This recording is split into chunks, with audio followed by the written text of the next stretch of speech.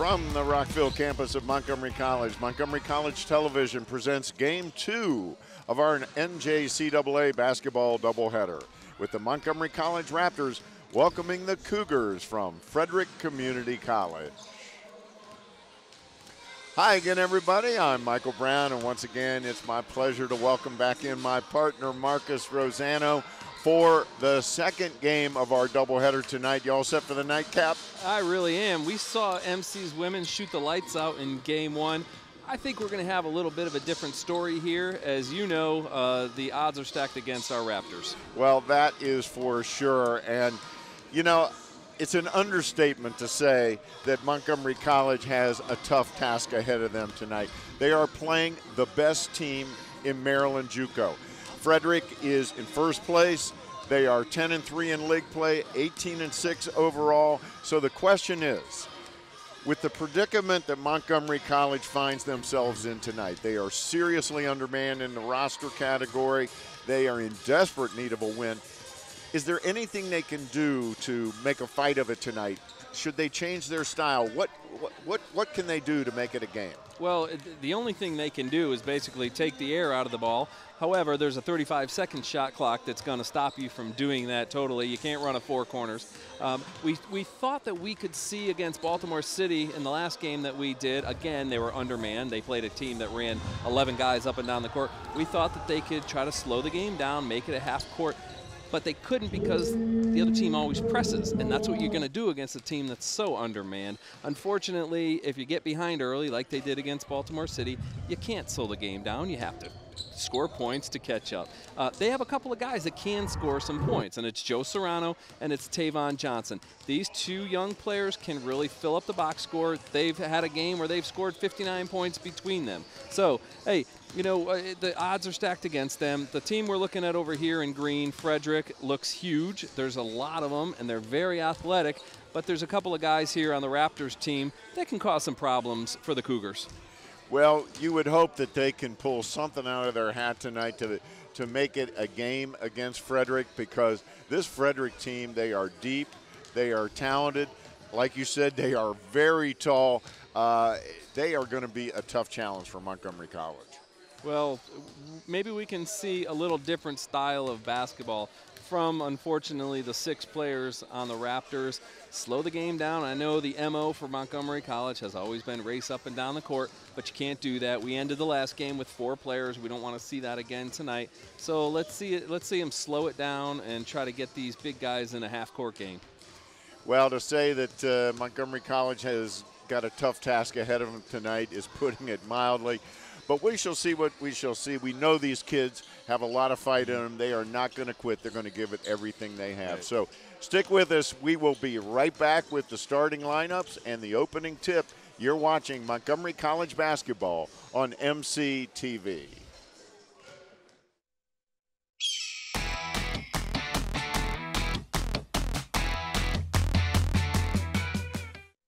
No matter where you're headed, no matter what your age, you'll find it all here at Montgomery College. Small class sizes, over 130 programs of study, seamless transfer options, state-of-the-art facilities, nationally ranked NJCAA athletics. The possibilities are endless at Montgomery College. Apply today.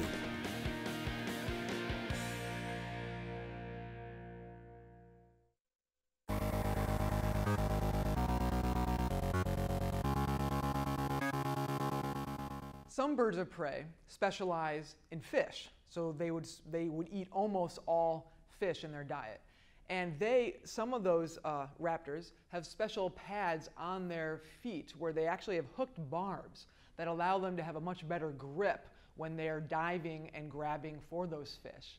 And then they have additional adaptations that allow their feet and toes to orient in such a way that they can carry the fish head first while they're flying back to where they're going to feed on the fish to minimize the wind resistance.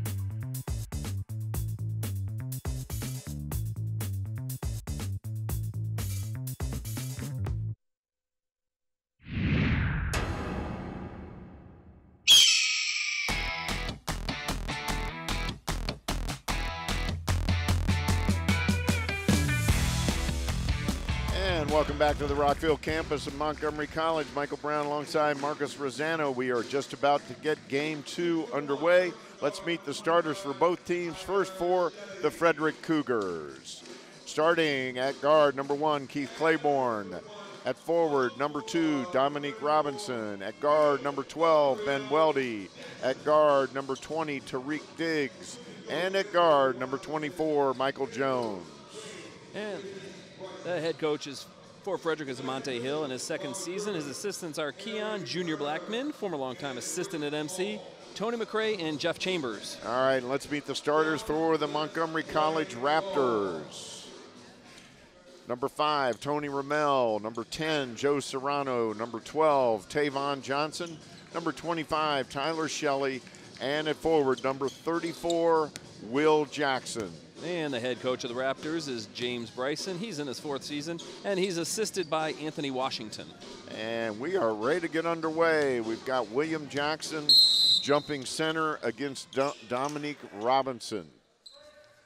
And Raptors in gray with the purple numbers and highlights, and Frederick in the green with the gold. So we are underway. Game number 2 of our doubleheader tonight. Of course, the Raptor women won the first game handily over Frederick. And the Raptors probably need to pack that zone down and just make these guys shoot over the top. And there goes number 24. And you can't let somebody split the top of the zone on the first possession. And he's that's Michael Jones, 6'5". And as we talked about in the pregame, Frederick is a very tall team, and this is going to present just another problem for Montgomery College on top of a whole host of problems. And another problem is we are 20 seconds in, and the Raptors have picked up their first foul. And that, of course, cannot happen. And, of course, you see the guys in green staying down at the back of the court to press. And it makes good sense. It makes good basketball sense.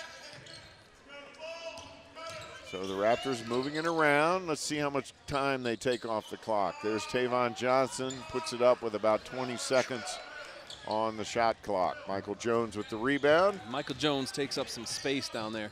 Boy, he's a big fella. There's number 1, Keith Claiborne. Number 20, Tariq Diggs off the back of the iron. There's Joe Serrano, and he's fouled. Well, that's his game. We've seen it. He wants to get the ball, and he wants to go straight to the hoop. He's going to get fouled. He's going to put up some crazy shots in the lane, and most often they're going to go down. He's averages 14.2 points a game, and you are correct, sir. He loves driving down that lane, has absolutely no fear of the big bodies. There's Tavon Johnson, the leading scorer for the Raptors. Tony Ramel for 3. And the Raptors with an early 3-2 lead. We saw Tony Ramel hit some jump shots against Baltimore City. And he's a good shooter, hits 40% from 2 and 47% from 3. Well, if you want to slow the game down, you want to work the clock, you better shoot from the outside, because that's what you're going to be looking at the end of the shot clock. Serrano runs it down, gets it ahead to Ramel, who can't control it and loses it out of bounds. And of course, the Raptors, as they usually do, get the ball on the rebound and sprint up the court instead of taking their time. Because the one time they could take some time off the clock is getting the ball across the line. Yes, they could. If they're not being pressed. That's right. And they were not being pressed. Claiborne into Jones, big, strong move. Gets his own rebound, he's fouled. So 2 team fouls in the first 2 minutes for Montgomery College. And that's not a good start. And physically, it's obvious that there's nobody on the Raptors team that is going to be able to deal with Michael Jones, nor could they deal with Dominique Robinson. And then you have a 6'7" kid on the bench, Stacy Gibson. Yeah, Frederick with some height, another 6'4" fellow on the bench, and Zachary Ogunfolu. So they are deep, as we said, deep, tall, and talented. They're the #1 team in Maryland JUCO. And Michael Jones shoots 77 from the line. That's fantastic for your 6'5" guy. So MC, we're going to keep an eye on the shot clock tonight and see how they work it down. Talked about it in the pregame. There's Tavon Johnson. And that's a offensive foul. They called a charge, and they did not count the bucket. Get a look. Yeah, he had position. He actually let the ball go before he had contact, so the basket could have counted. They didn't give it to him. So Frederick with a 4-3 lead, 17:43 to go in the first half. Ben Weldy there, number 12. Claiborne inside to Jones. And there's Dominique Robinson.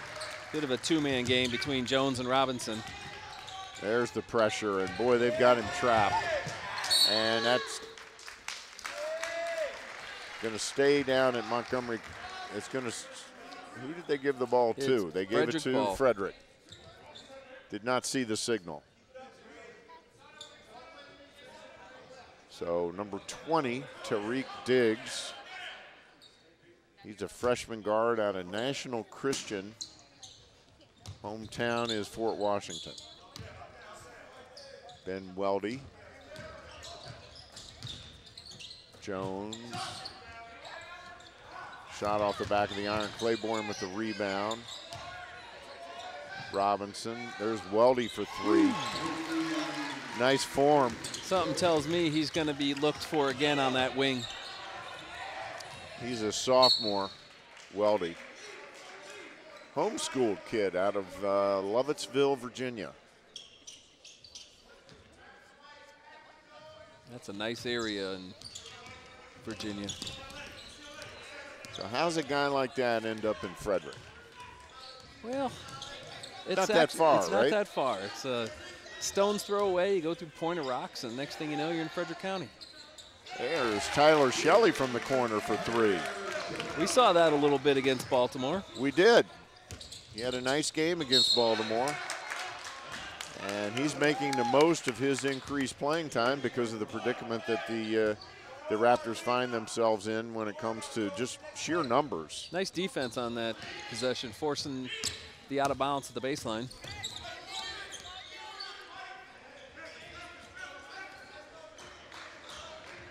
Ramel.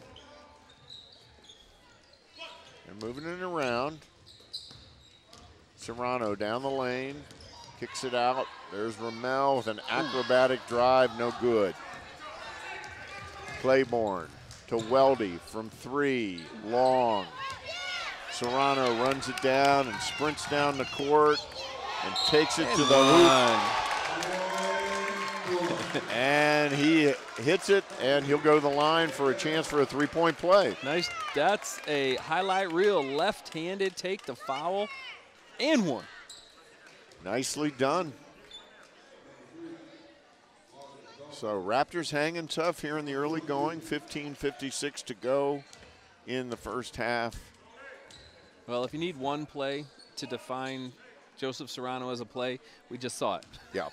Hard-nosed, fearless, acrobatic, athletic. All those adjectives apply as he ties it up at 9. And MC with a little pressure. This is something we did not see last week. Frederick breaks it pretty easily. There's Jones, but he's blocked by William Jackson. Way to get back, wow. William Jackson. Defensive play of the game so far. Very impressive. William Jackson protected the goal. There you see it, all ball. And Jackson just 6'3", going up against 6'5" Michael Jones. We've got a new player in for Frederick, and he's got the ball right there.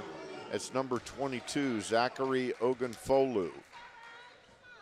And he's right around the corner, Rockville High School. And we've got Tayshawn Huffman, a guy that you and I talked about before the game, and he's the leading scorer on this team, and he didn't even start. Yeah, he just checked in. 16 points a game coming off the bench. Number 10. And Ogunfulu is one of those double-figure guys that we talked about in the first half. However, that is 2 fouls on William Jackson, so that's got to be a concern. Yeah, he got in trouble with fouls in the game against Baltimore City. So Ogunfulu hits them both. And Frederick on top. There is the third foul. That's a charge on William Jackson, and he's got 3 fouls, and we've got 15:28 to go in the half. And that was a terrible call. Sorry, Mr. Referee. He did not have position. and position's one thing, but he was falling down in the way of Will Jackson. That's not a good call. Yeah, he had lost his footing. Will Jackson, that should have been and one. So, as it is, that's 3 fouls. And James Bryson working the officials, but nothing you can do about that now. Will Jackson's just going to have to play the old Matador defense for the rest of the half. I mean, he's got no choice as long as he's in the basketball game. Marcus Dawkins in the game now for Frederick as well. Another player we talked about in the pregame. There's a 3-pointer for Tavon Johnson. So MC hanging tough in the early going, 13-12. That's right. That's what we wanted. Baseline drive, no good. Tip, no good. And Joe Serrano comes out of there with it. And he is just aggressive to the hoop. And that was 1-on-4. He didn't wait for his buddies in gray to show up. No, he did not. He had no reinforcements down there.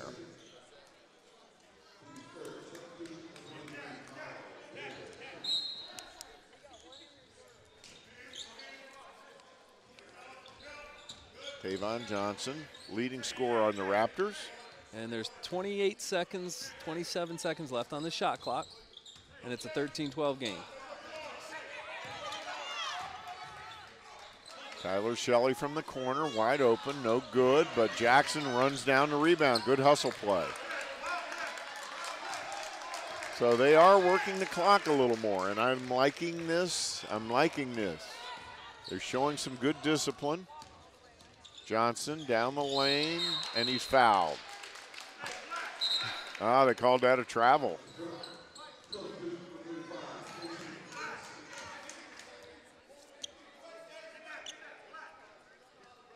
Yep, there's the travel. Wow. Turnover. And pressure and a foul. This is the problem with putting the press on. MC now with 6 team fouls and 6 turnovers. And the turnovers are a real bane of their existence right now. They'd have the lead if not for. But we all know about ifs. There's a nice acrobatic shot there by Stacy Gibson. And he's the tallest guy on the Frederick team at 6'7". And unlike baseball, you don't get to keep the ball when it goes in the stands here. Well, if anybody wasn't awake for this game, they are now in the stands. And there's a timeout on the floor. And, you know, in between games, Marcus, we had a very special moment. It's sophomore night here at Montgomery College. And all the sophomores for both the Raptors women's team and men's team were honored. There you see the 3 sophomores from Montgomery College, Jabria Smith, Kiana Daly, and Latasha Gross. There's Kiana and her family all the way down from Boston. There's Latasha Gross and her family here to support her. And there's Jabria Smith. Boy, does she look like her mom as her mom and dad walk her out there. And there's their congratulations from the team. Each coach made a nice speech. For the men's team, it was Joe Serrano and William Jackson. There's William Jackson, and there's Joe Serrano. And they were both honored as being graduating sophomores. There's James Bryson in the middle and his assistant, Anthony Washington. So a very nice between-game ceremony honoring the sophomores for both teams. Yeah, it was great to see. You know, it always makes you just sort of appreciate, you know, what these kids have when they come out here and they become student athletes. And, you know, they do great in school. They come out here and they get to play basketball. And it's always enjoyable to see the families to come out. And like you said, Kiana Daly's from Roxbury, you know, and her family came down. And we talked about in the first game about how much snow there is in New England. So that must not have been an easy trek down to Rockville. But it's really worthwhile. And, you know, it's really nice to see the smiles on the faces. And, of course, as a parent myself, you know, I love seeing the look of pride on the on the families' faces when their children are honored. So, very nice ceremony, and we are back to action. And Joe Serrano has just scored, and it's a 1-point ball game. And this is, in fact, Will Jackson and Joe Serrano's last game because the Raptors won't be playing in the Maryland JUCO tournament. So this will be their last official regular season game. So 17-14. There's Tavon Johnson. He has the shot blocked by Gibson. Yeah, that's the big guy. 6'7", freshman out of Poplar Bluff, Missouri. Now there's the question. How does a kid from Poplar Bluff, Missouri end up in Frederick? Well, Kiana Daly saw Montgomery College on the YouTube channel, and it sparked her interest. Whoa, Tavon Johnson from way outside the arc. Well, he can fill it. We talked about Tavon Johnson and Joseph Serrano about how they can put the ball in the bucket. He just tied it up. Here's a three from the corner for number 10. That's Tayshawn Huffman, the leading scorer for Frederick.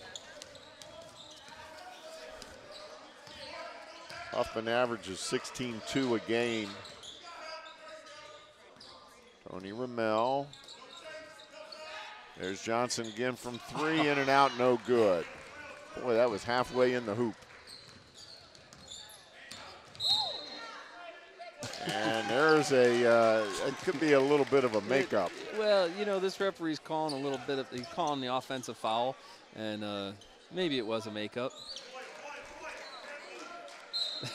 Boy, he hit him pretty hard, but it's not about how hard you get hit. It's the positioning and the timing.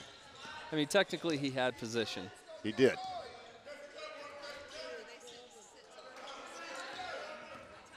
Johnson from three, and it's tied again at 20. Tavon Johnson and Joe Serrano keeping MC in it, and Frederick calling a timeout. They're calling a 20-second timeout. Well, we talked about MC milking the clock a little bit, take the air out of the ball if you would, but if your best shooter gets an open look, you got to take it. Absolutely, and he certainly is their best shooter. Tavon Johnson hits a third of his three ball attempts, and MC right now 7 out of 12 from the field. Frederick 6 out of 13, but the difference right now, threes. MC 5 out of 8, Frederick 2 out of 3. Hey, you know, when you're undersized and undermanned, the three ball is a bit of a neutralizer. It has been in the history of college basketball. We've seen it. And teams can compete if you hit the three. So right now, that is definitely keeping them in the ball game. I mean, there's a reason why University of Northern Iowa is in the top 20 this year. And it's not because of their size. It's because they can shoot the basketball.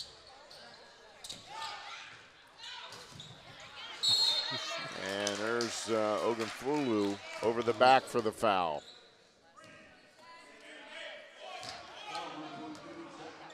Hey, it's 20-20, and there's 11.5 minutes left in the first half.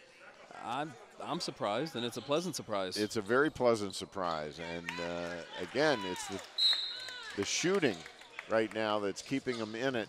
And here's the danger part. Yeah, the this press. is the danger part. That and foul trouble. And that ball's going to stay on Montgomery College's end as it was tipped into the referee.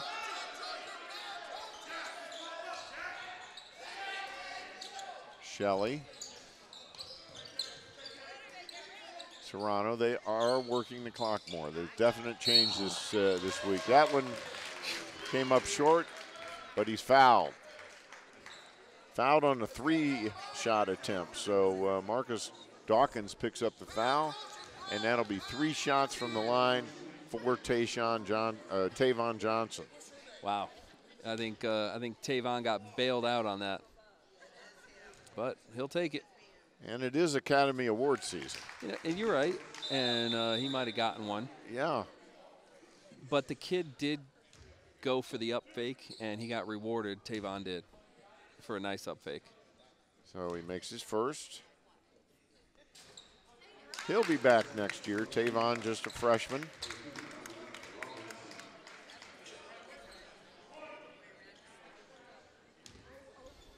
And the Raptors now enjoying their first lead since early in the first half, as it's 23-20 Raptors with 11:22 to go in the half. Here comes the press again.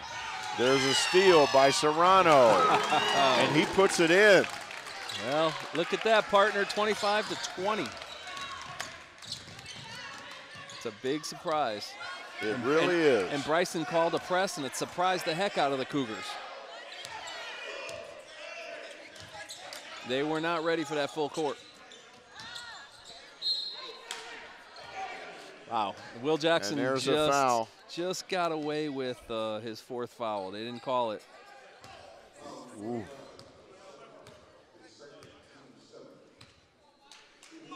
And that puts on this entry pass. Yeah. Will Jackson had him, but Tyler Shelley came to the rescue with his own foul. Tyler Shelley got caught that time. That was Will Jackson's foul. And that, I don't know what you do in that situation. I mean, well, you'd have to take him out. Oh, absolutely. You know, you'd have to. I mean, if they had a deeper bench, he'd be out now.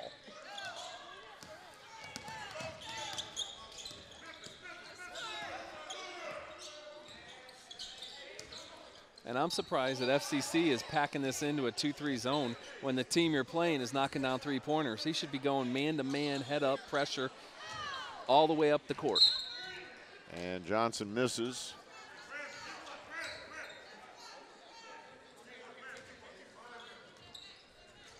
No press this time for the Raptors, as Frederick not really pushing it.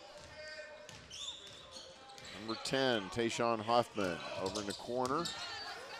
Nice ball fake. Another. Ogunfolu from the top of the key, no good. The Raptors are hustling after those rebounds, too. Those are those 50-50 balls that you have to win when you have 6 players. Ramel way off the glass, no good.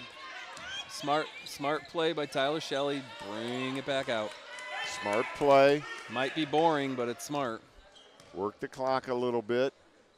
They definitely have been doing that in this half.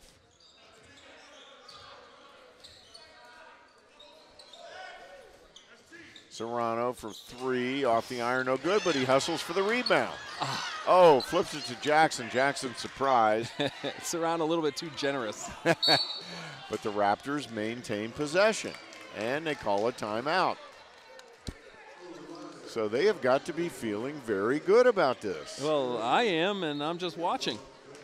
25-22 Raptors, 9:30 to go in the first half. And there's got to be some pride there on that Raptors bench. And this team, we talked about it in the pregame. There's no quit in this team. These guys play their hearts out. They know the numbers are stacked against them.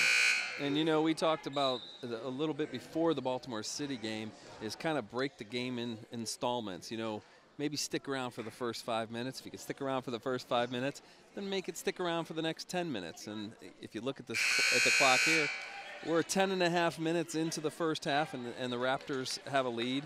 And I don't think there's anybody in this gym that would have predicted that.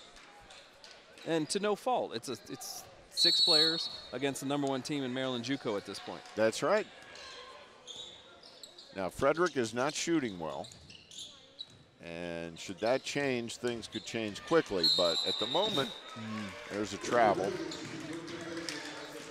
Every time that whistle blows and it's anywhere near William Jackson, you know that James Bryson and the rest of the Raptors are holding their collective breath.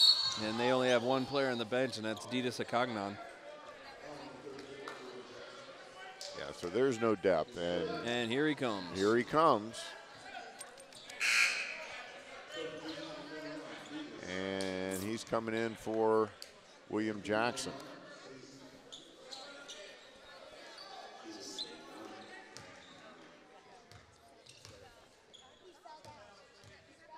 So Jackson takes a seat.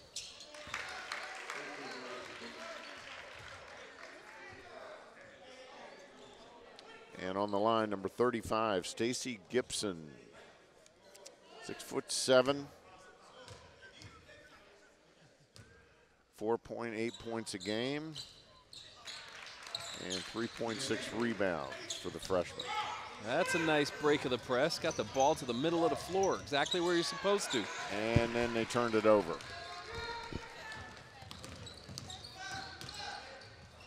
There's a steal by Tavon Johnson to Shelley, ahead to Johnson. He's fouled hard. Oof. Boy, he went down hard. Well, that was a head of steam. Get a good look here. It is actually a nice pass by Shelley. And I think Tavon was probably looking up at the basket before he put that ball in his hands. And he makes the first. Raptors up by 2, 26-24 with 8:57 to go in the first half. And he misses the second. Frederick with the rebound. They push it up the floor. There's Weldy to the hoop. No good. Rebound to Akagnon. Way to crash the boards for the Raptors. Undersized, but more hands. And there is a three from Tavon Johnson. 29-24.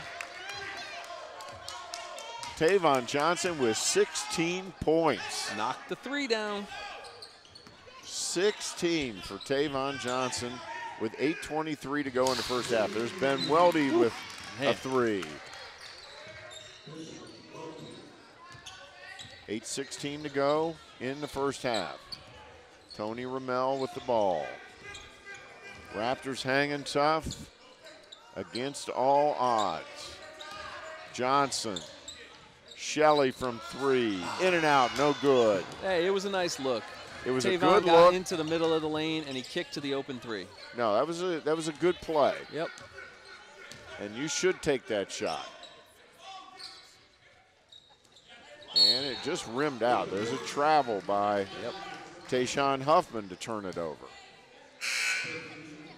So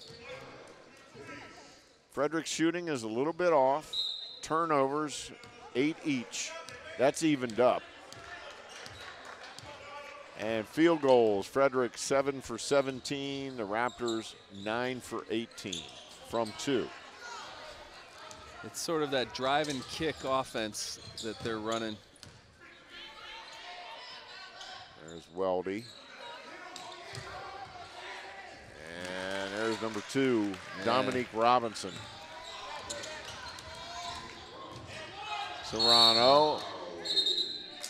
And they call that an offensive foul. And I'm not quite sure why. The referee that was about 35 feet away made the charge call, and the referee that was about 2 feet away did not make the charge call. But yeah, that's interesting. That's the first thing I thought is he's that far away and making that call when he didn't have the angle at all.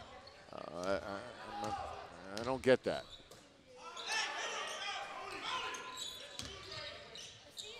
Our officials tonight are Robert Griffin, Harry Turner, and Rick Hall.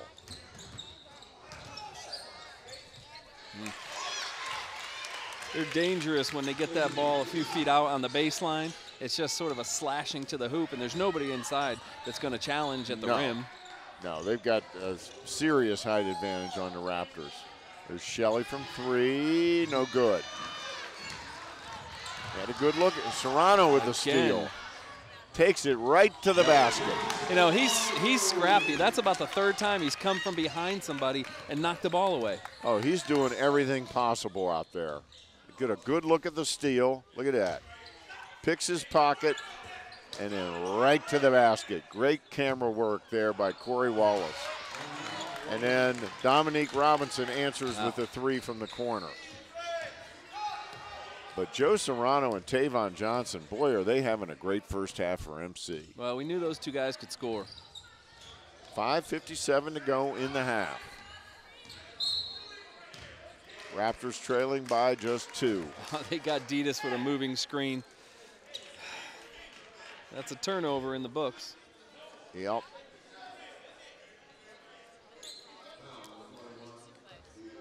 So 5:53 to go in the first half, and count Marcus and I as one of many surprised people in the crowd, I'm sure. There's a foul. And Tony Ramel picked that one up. He got Tavon Johnson on the arm. Yep. Tavon Johnson picked up the foul.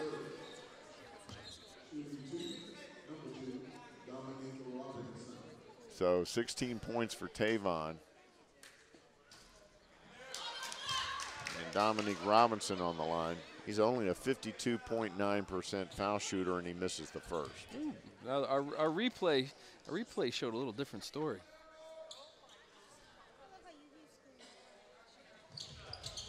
Missed them both. Good box out by Tyler Shelley. Little things. Oh, there's a steal, but Johnson gets it right back to Serrano.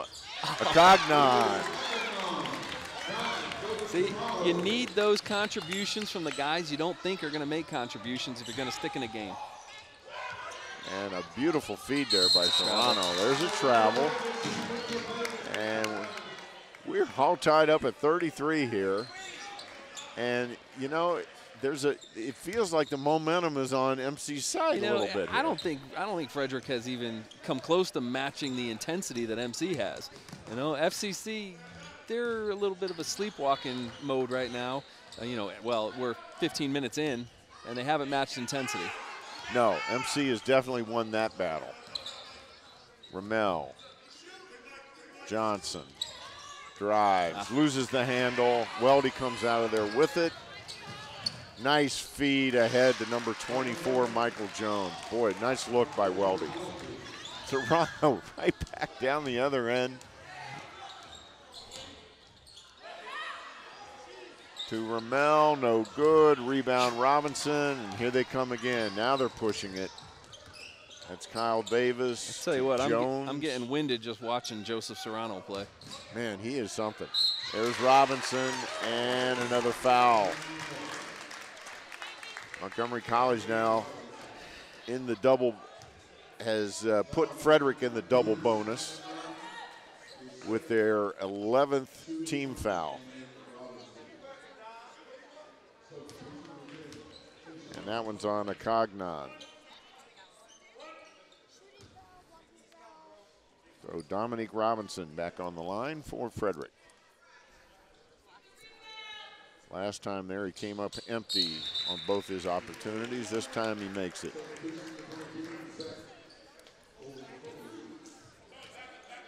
So here's pressure again by Frederick.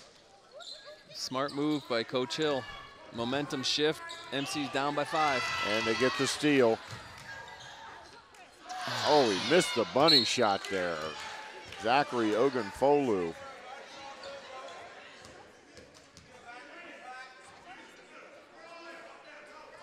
Gonna get a look at that.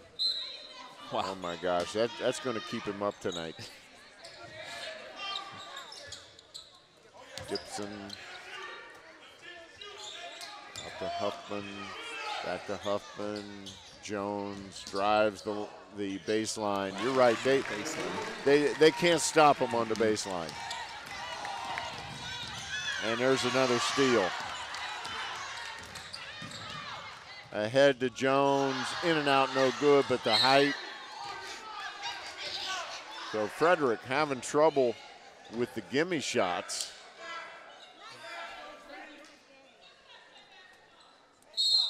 MC's pulling on the shorts a little bit, showing signs of fatigue. Not surprising. And Frederick's using their entire bench, and their players look a lot fresher. But that's to be expected. That's the predicament that we talked about. There's a Cognon from the corner, no good. Rebound to Ogunfolu. He's not a ball handler. He's got to get that ball out of his hands. Well, Coach Hill bailed him out. Yeah, with the timeout. But in his defense, he didn't really have any help down there. No, he didn't. And Tavon Johnson and Joseph Serrano are ball hawks down there. Well, part of the problem was Kyle Davis fell down for Frederick. Right. But Ogunfolu said, hey, wait a minute, guys. That's not my role.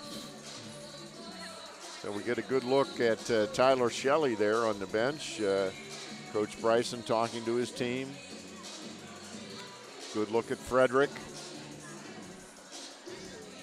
And our old friend over there on the bench, Junior Blackman, long-time associate head coach here at Montgomery College.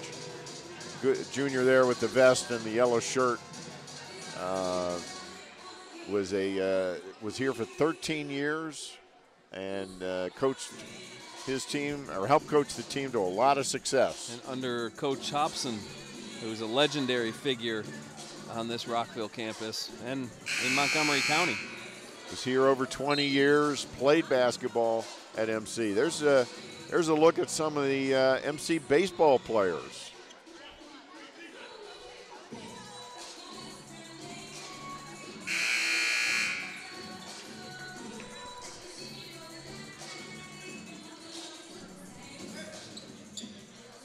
So the MC baseball players here enjoying the game, and won't be long before baseball season begins. That's right. They're in preseason practice now.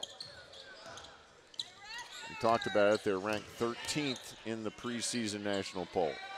There's Robinson from 3. So all of a sudden we went from a tie ball game at 33 to a 9-point Frederick lead in about a minute's time. So 9-0 run for Frederick. And boy, Corey Wallace. Ooh, Corey got hit. Yeah, he got hit.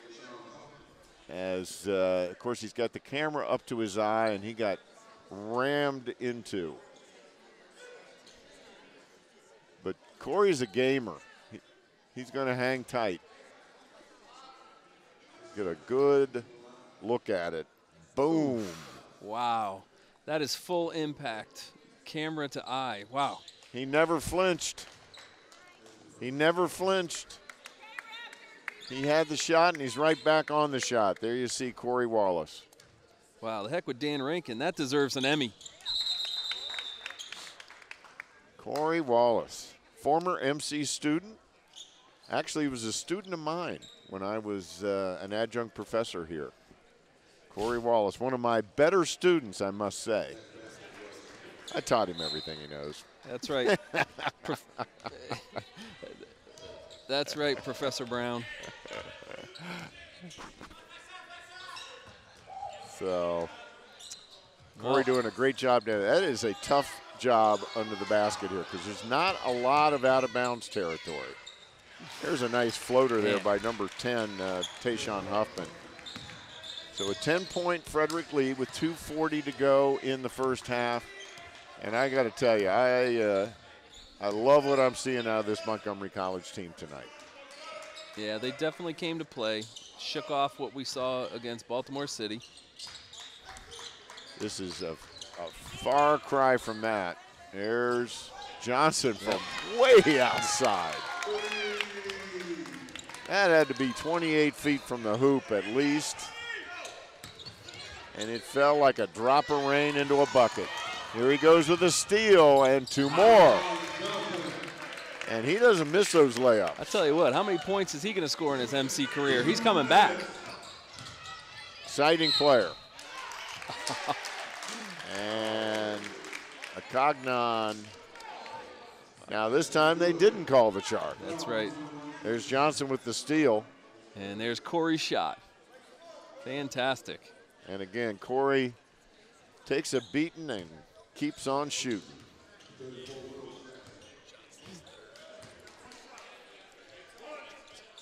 Johnson just picked up his 3rd foul, and that's maybe the worst news of the first half. Wow. That and the fact that we didn't get our free tacos from Dan Rankin. Well, we know where he works. Yep. There's that baseline again. And Will Jackson had to stay away. Yeah, Will Jackson is in deep and serious foul trouble. Cannot afford to pick up another one, certainly in the first half. Gotta look for a good shot here, boys. 1:32 to go in the half, 49-40. Raptors trailing. Johnson to Ramel, drives, and they call it travel. Yeah, you could see that.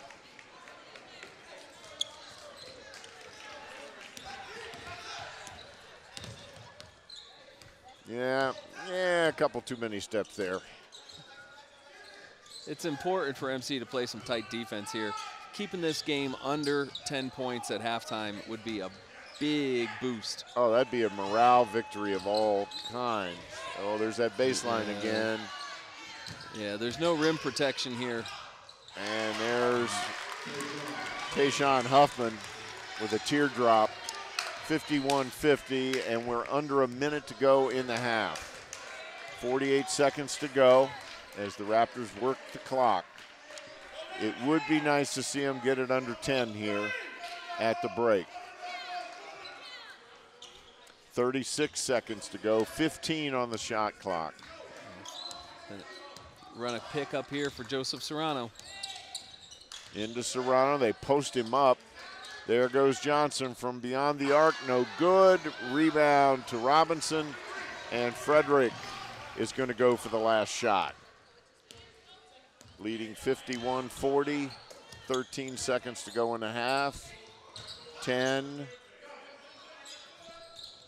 Robinson, 4. Claiborne down the lane, and he's fouled. And Tavon Johnson, with 1.1 seconds left, Tavon Johnson picks up another foul. That is his 4th, and that is the one guy. And he had to pull away. And it's easy for us to say, but. And I know they get caught up in the heat of the moment, but. It was a reach in. To pick up your 4th foul with 1.1 seconds to go. And you know, we've seen enough basketball to know that the reach-in foul is the easiest one to call. They call it all the time, and they'll often call it when there's no contact. We see that. They just see that reach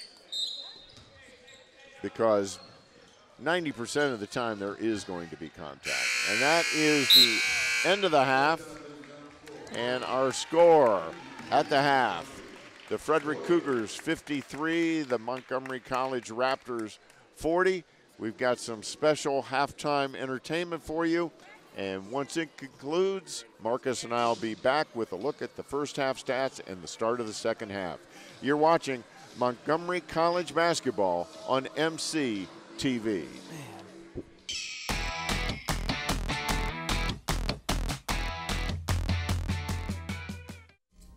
My name is Victor Ekpok. I started my career in Nigeria. I was showing internationally. My work was collected within Nigeria itself. There were contemporary art galleries in Nigeria, and I worked as an illustrator and a cartoonist in a Nigerian newspaper. So coming to Washington, D.C., it's just a different environment for inspiration. My works are based on an older form of communication that also involved graphic systems that originates from southeastern Nigeria. It's called CBD. For the purpose of my work, I only use the graphic aspects of it, but it's a whole gamut of forms of communication that includes speech, placement of objects, and body movement, sort of pantomime, and so on. The idea of making the work and then wiping it off or leaving it for other people to wipe off is sort of making a statement about memory. And my work is also, the whole idea of my work is also, has to do with memory of the people. This is a whole excavation of memory within my work because I'm going back and excavating these old aesthetics to create work. I mostly enjoy drawing with the chalk. The white on the black sort of reminds me of the spirituality that the white is associated with in the African traditional religions, where the use of white is seen as an access to the other world. In every artwork, there is what the artist intends and what the viewer sees. Yeah, I mean, I can't really dictate what people are going to come up with, but, you know, I hope they like it. Judy Stone of the Montgomery College collaborated with the Museum for African Art, and they both invited me to, or asked if I would like to come and do a residency. I always enjoy going to, getting invitations like this to come and work with young people and impart whatever I have and share with them, or maybe add another layer of what they've been taught, or just imparting what I know and how I express myself.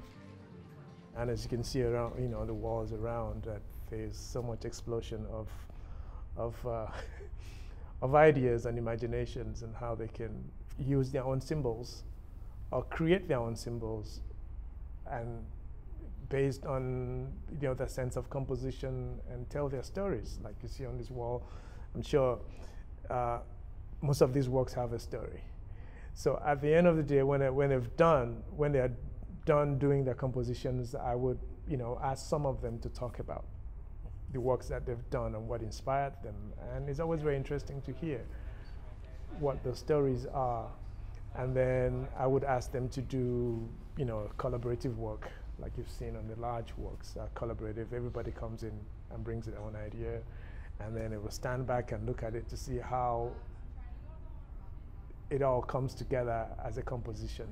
So, so I think it's been quite a lot of fun.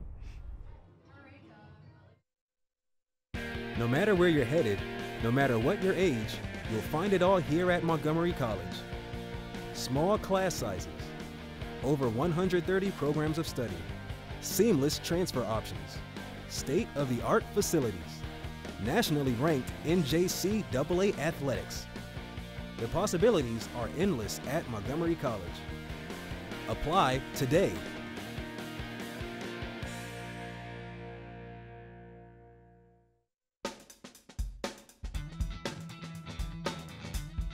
A bold new plan to lower the cost of community college. In his State of the Union speech, President Obama promised a plan to offer free community college to any student who is willing to work for it. According to Montgomery College President Dr. Darian Pollard, the program, currently called America's College Promise, is a game changer for education. That compulsory education is no longer just a high school degree. It is indeed a community college education. Secondly, and probably more importantly, it recognizes that community college is the pathway to middle skill jobs, which helps build the middle class. Under America's College Promise, federal and state governments would share the cost of tuition for students who attend community college at least half-time, maintain a 2.5 GPA or better, and make steady progress toward completing their program. In turn, the colleges would be expected to offer programs that fully transfer to four-year schools, or occupational training programs to meet workforce demands. Like many community colleges, Montgomery College is already doing this. It has hundreds of programs in place and continues to develop new partnerships with other institutions and local business. If we're going to thrive as a county, what we have to do are several things. The most important in that is to provide a pathway to good paying jobs that will stay in the county. The college is tightly coupled with our business community and has the ability to do that. And more importantly, this particular program recognizes that college education is something that some people have a difficulty affording. This program will allow us to provide that access to many people in our community who may not consider college. For MC Today, I'm Michael Brown.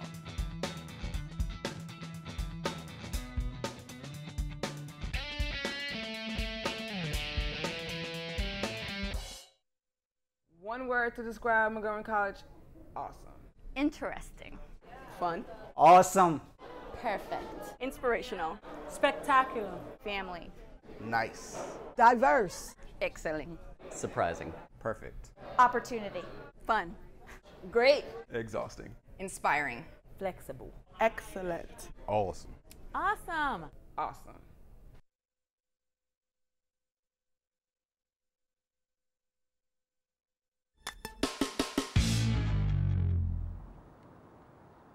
We're in the Cell Culture Lab, and with me is Dr. Collins Jones, and you are the Biotechnology Coordinator for Montgomery College. Well, Dr. Jones, thanks for taking a couple minutes with us today for Campus Conversations. Thank you, Marcus. I'm happy to be here. First question, sort of a broad question. Let's go way back. We won't talk about how far back. You started in Tacoma Park as a chemistry professor, then you moved up here to the Germantown campus. We've come a long way when it comes to innovation, especially in the biotechnology field, and here we are in this brand new, awesome Bioscience Education Center. We have, actually. The Montgomery College has come a long way, especially this building is sort of the capstone for that.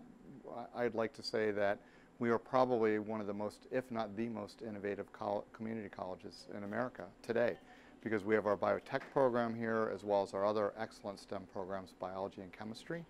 And we also have a life science park that's partly here in our Germantown Innovation Center, but also we are planning a life science park here on the campus to interface the college with the local biotech industry and spur economic development here in Montgomery County. Okay, and we're in a pretty innovative lab here. Just, I guess, for a quick couple of seconds, tell us what's going on behind us and actually what goes on here in this lab. Well, this lab is our cell culture lab, and here we are preparing students to enter the biotech workforce, and one of the key skills that you need to have to be successful in biotech is actually to grow cells and culture. So this is a lab that's dedicated specifically to that. So behind us we actually are growing cells in shake flasks. These are insect cells, which are one of the types of cells that companies use. Okay. Behind us on the other side are tissue culture hoods, there's incubators, and so this lab is specifically dedicated for cell culture. That's pretty awesome. Now, we are in a pretty good spot when you're a student or if you're a professional. As we were talking before, we have bachelor's degree winners here. We have master's degree winners here. So you have students, you have returning students, and then you have professionals who can all take advantage of not only the equipment that we have here, but in the area that we are here in Germantown. Exactly. The biotech program has put at least 300 people to work in the local biotech industry.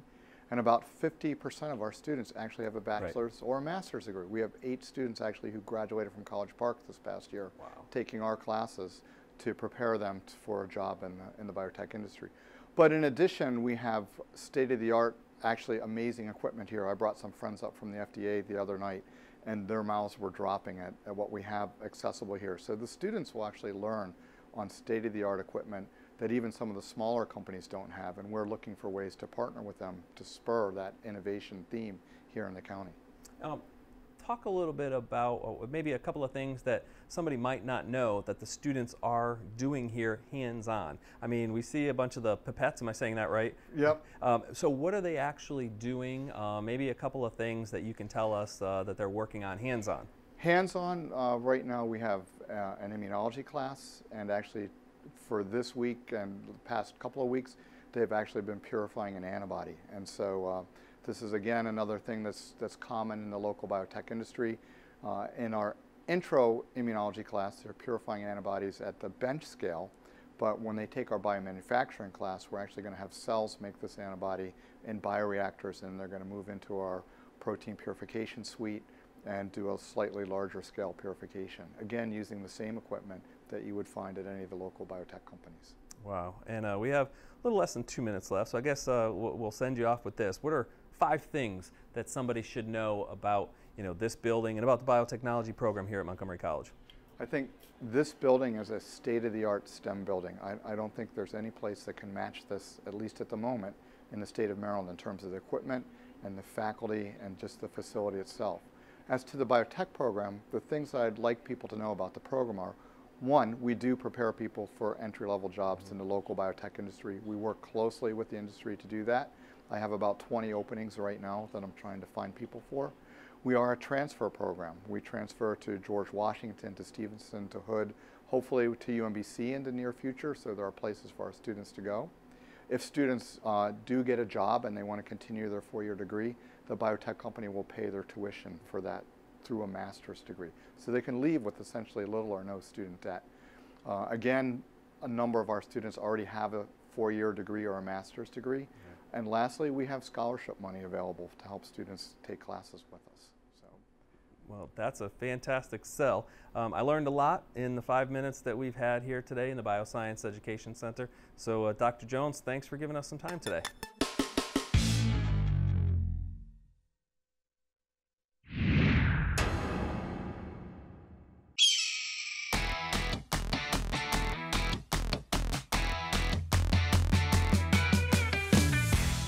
And welcome back to the Rockville campus of Montgomery College. Michael Brown alongside Marcus Rosano. We're just about ready to get the second half underway. Marcus, let's take a look at some of our first half stats. Sure, 18 for 32 from the field for Frederick. It's kind of surprising to us because this game had no real feel to it, and I think that played to the Raptors' advantage. It got to be a little bit helter-skelter. I was probably wrong. I thought that they should slow this game down, but what we saw was that MC doesn't really have an answer for Frederick on the defensive end when it's in the half court. So when Joe Serrano is running up and down the court and Tavon Johnson is shooting threes, that's when MC was best. And then you look at the three-pointers. MC has hit 7 3-pointers, and that's what kept him in for the majority of the first half. But, you know, as you can see, it's a 13-point game as we go into the second half. Yeah, leading scorer for Montgomery College, Tavon Johnson. He had a tremendous first half with 23 points. Michael Jones leads all scorers for Frederick with 12. But the foul issue for Montgomery College, that is where they are really on thin ice heading into the second half. And we could see Joseph Serrano doing what Joseph Serrano does, you know, slicing down the lane. And then you had Tavon Johnson launching threes. Unfortunately, Tavon Johnson has 4 fouls. So if you lose Tavon Johnson, if he has to sit down, well, he's going to sit down if he gets another foul. But if he sits down for an extended period of the second half, you know, there's no way that MC is going to get back into this ball game. William Jackson also has 3. Ditas Akagnon has 3. The only Cougar with more than 1 foul is Keith Claiborne with just 2. And, of course, they have such a deep bench that that's not an issue at all for them. But certainly an issue for Montgomery College. Certainly Tavon Johnson, the leading scorer with 23 points for the Raptors. Second leading scorer for the Raptors, Joe Serrano with 9. It's Michael Johnson with Jones with 12, and Tayshawn Huffman with 11. And the highlight reel that we just showed here on MCTV, it's amazing that those are all Tavon Johnson highlights, and that was only the first half. I mean, he really filled it up in this first half.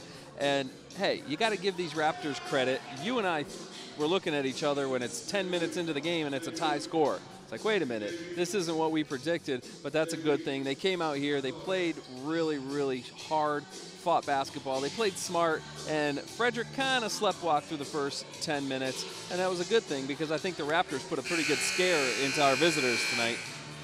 I think if anything scares me now, it's the way that first half ended. It was 33-all. Frederick closed it out with a 20-7 run to put the lead at 53-40. So, you know, maybe the half stops that momentum. Montgomery College comes back out and picks up where they left off. They played a great first half, showed amazing heart and more patience than I think we've seen them show in other games this year. And one thing's for sure, MC could score the basketball, but we haven't seen them be able to stop Frederick, you know, on this end of the court when it comes to Frederick getting the ball in the paint. Yeah, down low, Frederick has just been lethal. So here we are, underway. And Montgomery College with the ball.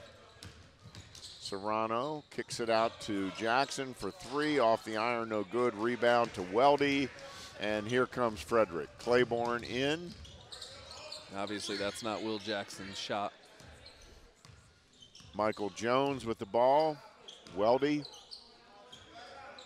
Dominique Robinson and number 22, Zachary Ogunfolu, are the players in for Frederick right now.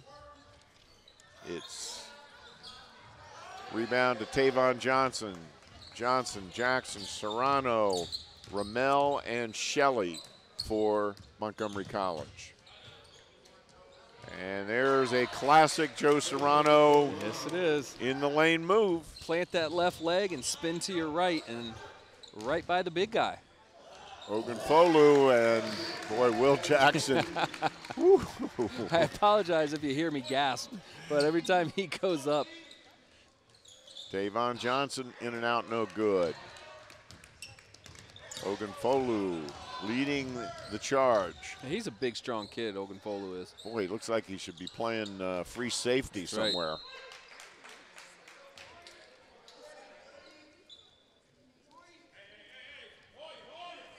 And now Frederick showing pressure. Picking up full court. They get it in to Tavon Johnson, ahead to Serrano, and he is blocked and fouled. And once again, our under the basket camera guy, look at it, wow. Right at Dan Rankin. I think that showed all ball, and well, I won't argue with that, but I think Welty had a nice block, nice defensive play.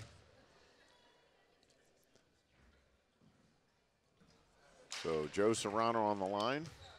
He averages 14.2 points a game, 6.4 rebounds, 68% foul shooter. He missed his first.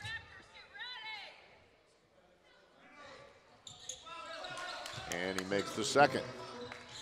55-43, 18-25 to go in the half, and MC shows a little pressure. Frederick breaks it easily. Weldy for two. They surprised the Cougars a little bit with some token pressure in the first half. Got a couple of turnovers off of it. They weren't surprised this time. They broke the press beautifully. Ramel for three. Threes were the answer for MC in the first half. We'll see about the second half. We'll see how fatigue affects that three-point shot. That ball gets heavier the more minutes you play. And, of course, MC with the very short bench, these guys are all going to play a lot of minutes tonight. You know, Michael, I'm pretty much under the assumption that they can let Serrano drive to the basket and then just look for three-pointers. I think that's the only way they're going to stick around in the second half. And they may be some ugly shots, and we may look at it and say, what the heck are you shooting at? But I really think that the three-pointer is going to be the only way they can hang around. And they got to keep Tavon Johnson in the game, too. They lose him to fouls, it's gonna be pretty dire. And there's the Frederick pressure with a steal. Claiborne. Dominique Robinson from the foul line for two.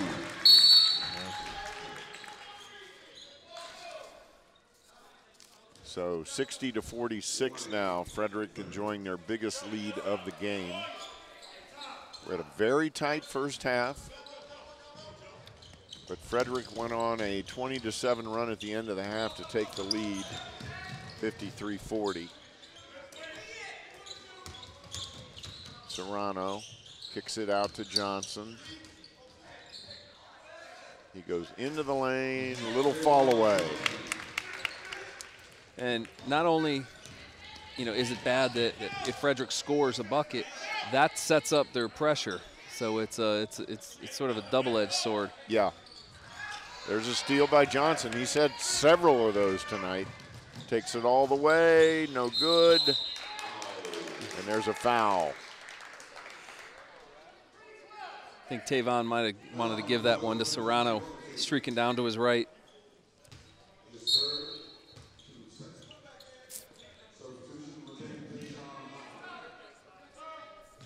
There's the steal by Tavon Johnson.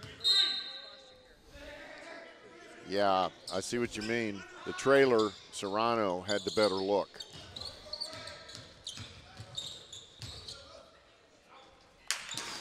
Jackson, no good. Here comes Frederick on the run. Claiborne. And there's a travel.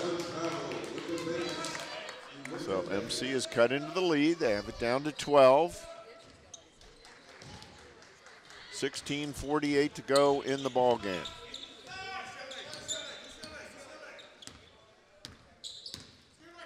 I think the less we see a flow to this game, the better it is for the Raptors. Nice drive there by Tavon Johnson. Cuts the lead to 10. That's 27 points for Tavon Johnson. Nice defensive play by Tyler Shelley. He actually almost knocked that ball off the Cougars player. He's holding his elbow. Hopefully he's all right. These guys are gritty, and that is to say the least. Impressive performance by MC so far tonight. There's a nice steal. Ramel has it knocked away, but it'll stay down at the Raptors' end. I think we might be changing. Let's see if we have a little conversation going here. I think the referee at the back saw it go off of Tony's leg. And they changed the call. They changed the call. That's too bad because MC could have cut that lead to 60 to 52 with about 16 minutes left in the game. All of a sudden. All right, so let's see what they do out of the half court here. There's that baseline again. Nice defense. Again, just too much Frederick height. It is. Way too much height. They controlled the boards there. They got 4 or 5 shots at the basket, and it finally fell. Nothing you can do about height.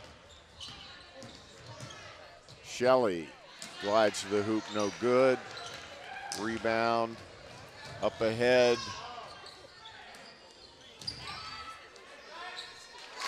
And Ogunfolu with a nice move in the lane. So just when we were thinking it would drop below 10, it's up to 14. The Frederick lead with 15-14 to go in the first half, or I'm sorry, second half. Shelley from the corner, no good. Rebound to Dawkins, ahead to Claiborne. Oh. Broken up by Serrano.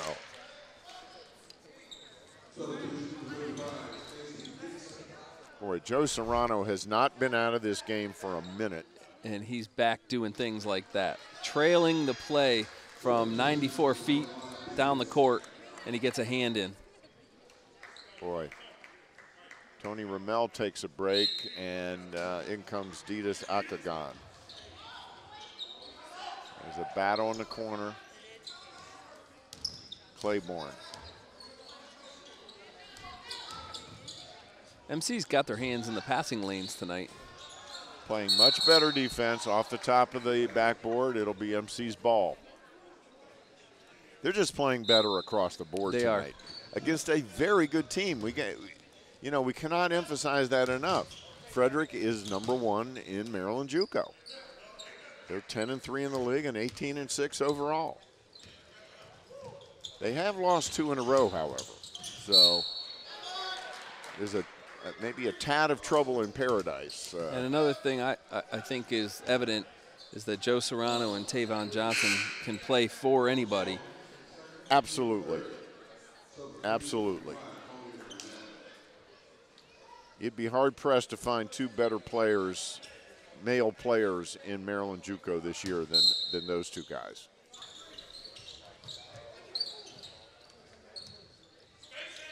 Monty Hill would take him in a second for Frederick. There's Serrano from 3, and he makes it. Nice play set up by the ball handling of Tavon Johnson. Drew his man in and dished it for the 3. Well, Tavon having a game. Raptors sitting back in the 2-3 zone. Cross-court skip pass. They're moving the ball around. Claiborne. Up, no good. Rebound Serrano, and he's off to the races. Johnson from 3.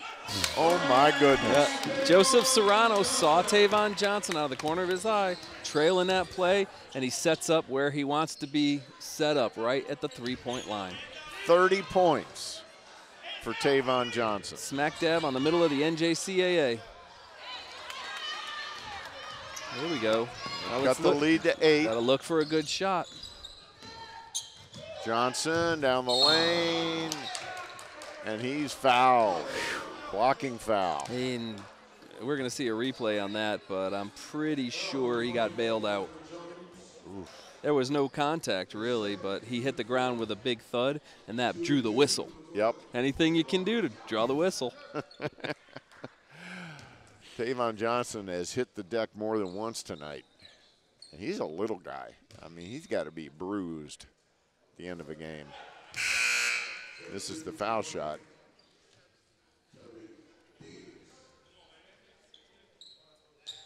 Yeah, him and Joe Serrano are going to be the all-contusion team. They're going to need an ice bath tonight, both those guys. Now they're young and they're in shape.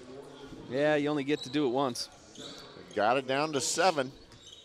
This is the closest the Raptors have been since about 5-6 minutes to go in the first half. So, showing great character.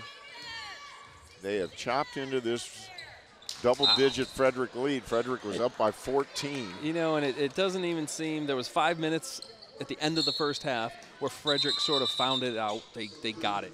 And they ran out to a 13-point lead. But now we're back in the second half. We got 13-14 to play in the second half, and they're back to sort of the lethargic, nonchalant Frederick that we saw. And it's biting them. Rommel beats the pressure. Serrano kicks it out to nobody, and that's a turnover. Yeah, big turnover. Big turnover. You hate to see that just when the momentum really, I mean, it's strange to say, but the momentum was starting to turn the Raptors' way. And that's not Tony's game. Tony's such a steady force out there. No, that's a rare turnover for him. Very rare.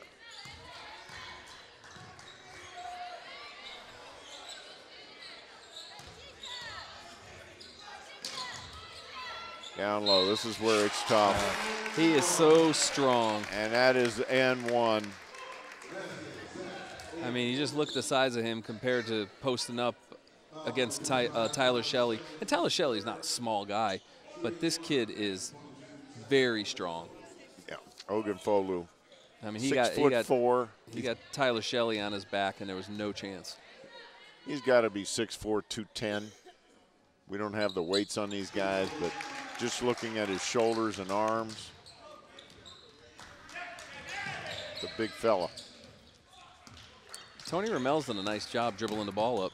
He really has. Out to Serrano for 3 and another one. And it really takes the pressure off your two scorers when Tony Rommel can handle the ball. And that's a bit of a switch from the first half. He's doing more ball handling here in the second half. First half it was more Johnson and Serrano. Serrano ahead to Johnson for 3. Oh, boy, if that had gone in, we'd have had a 4-point game, folks. As it is, MC has got it down to 7. He got a little greedy, but why not? You got 30-plus in the game. You're feeling it. You know he's feeling it. Really trying to post up. They dig it out. Falu. And they get it out before they blow a jump ball. Great play by Will Jackson with the hands. Possession arrow was in favor of Frederick. And there's a timeout by the Raptors with 11:44 to go in the ball game, 67-60. So James Bryson has got to be thrilled with the way his little band of guys is doing tonight. Absolutely. You got Tavon Johnson with 31, Joe Serrano with 18 points for the Raptors. And they're carrying the team, clearly. Rommel with 6, Shelley with 3, Akagon with 2. So those two guys keeping the Raptors in the ball game. On the other side, Dominique Robinson has 15 for Frederick. Michael Jones 12. Tayshawn Huffman 11. And those are your top scorers for Frederick. Zachary Ogunfolu, who we've been talking a lot about, has 9. So a good crowd here tonight. They saw a great first game by the Montgomery College Raptors women's team as they walked away with a 104-77 win. And they are seeing, we got to say it, it's a surprising second game here. Certainly are. I just so happen to be tweeting right now this 67-60 score. I have to let the world know that these Raptors are really, really, really playing well tonight. Hey, you know what? Goes to show how much I know. I was thinking that we were going to be talking about the Biotech program and new buildings on campus at this point in the second half. But no, we're getting to talk what we know best, and that's basketball. And that's great, as the Montgomery College Raptors showing a ton of heart here tonight. Undermanned, written off, and they are playing hard. And they are in it. And he stepped on the line. Actually, no, they're calling out a foul. Blocking foul. That'll put, actually a non-shooting foul, as neither team is in the 1-and-1. The way the second half started, I thought we were going to have a foul fest, but the officials have put the whistles away, and actually it's been a very clean game. Let's see what we got for an inbounds play. Serrano drives the lane to Shelley, and he gets it. Nice play by Serrano. He knew that he was going to have Shelley on the baseline when the defense converged on him, and Shelley muscled it up. And got the foul and got the hoop, and has a chance for a three-point play, and has a chance to cut the lead to 4. Nice look from Serrano, and Shelley did the tough part, going in against guys that are much bigger than he is. And he's the best foul shooter on the team, and he makes it. So it is a 4-point game with 11:18 to go in the ball game. Little bit of half-court trap. Executed very well. They had him trapped. They were in danger of a violation, so Frederick called the timeout. And they kind of sprung the trap on him. Surprised Frederick on that possession. Tarek Diggs was trapped. He just had absolutely no place to go and no place to pass the ball. So there's Coach Monty Hill. He's in his second year at Frederick. Prior to coming to Frederick, he was an assistant at Hood College for a number of years. Right down the road from FCC. He played basketball at Frederick and then went on to play at the University of South Carolina at Spartanburg. And you know, we've talked a lot about how well they're doing on offense, but the Raptors' defense tonight has been impressive. The intensity level a lot higher. Tayshawn Huffman, nice basket. They needed that from the baseline. Again, there's no height really on the Raptors, so that you can go onto the baseline, you can get anywhere near the paint, and there's no threat at the rim. Serrano to Johnson. Off the bat. Oh, how did that not go in, huh? Tayshawn says, with the way I've been shooting tonight, that should have gone in.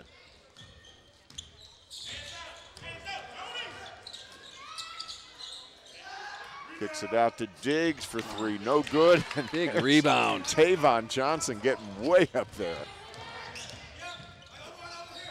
Ramel from 3, off the iron, no good, but Serrano runs it down. So they get a fresh 35. Nice decision to pull it out. 10 minutes to go in the ball game. And MC is really, really breathing hard here. And this is where fatigue could play a part. And there's a foul call. And it's on Frederick. Right now it's a 2-possession game. Nice take by Tavon. Not many guys can stay in front of him. So the Raptors will be shooting 1-1 the rest of the way from the line, as that's the 7th team foul on Frederick with 9:53 to go in the ball game. And Johnson's first is up, no good, but look at William Jackson battle for that rebound. Yeah, that's a mini story right there. That is what MC has done today. They've hustled. Hustle plays, heart plays, effort plays. Johnson off the front of the rim, no good. So close to really knocking on the door. You got to wonder about fatigue again. That's what I keep looking for, particularly on some of those shots. There's a nice turnaround by Dominique Robinson to stretch the Frederick lead.